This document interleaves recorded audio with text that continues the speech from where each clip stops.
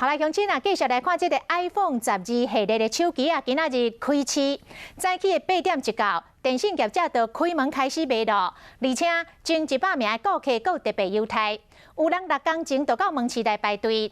啊，上受欢迎的机型是 iPhone 12 Pro 这个512G 的，啊，若涉水咧，太平洋拿上盖抢市。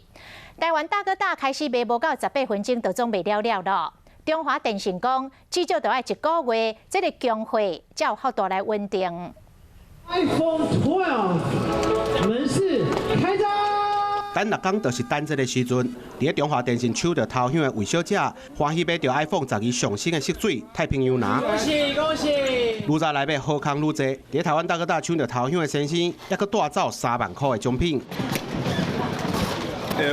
一透早8点，台北市信义区就闹热滚滚。iPhone 12伫今仔日开始卖，中华电信头100名，每一个人买机啊，还是延长合约，拢会当拄3600块。蛮开心的，对啊，手感握起来比较扎实。台湾大哥大除了头香的奖品，其他前50名也佫有抽奖，每一个人拢有奖品。台湾之星参与全是野旧的手机啊，就拍折，一支上济让拄9300块以上，上悬会当拄28000哦。我们看起来比去年我们预购呢，足足成长的这个幅度有40%。iPhone 12 Pro 128G 跟那个256G， 那里面当然是太平洋蓝是最受到消费者喜欢的。我们在基地台的建设部分，我们建设速度非常快哈，到年底我们会超过4000座，到明年呢，我们会希望超过1万座。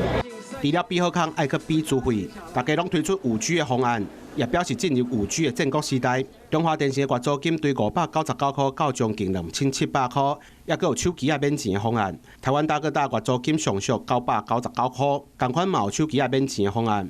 原传参台湾大哥大介绍差不多，手机啊嘛有免钱的方案。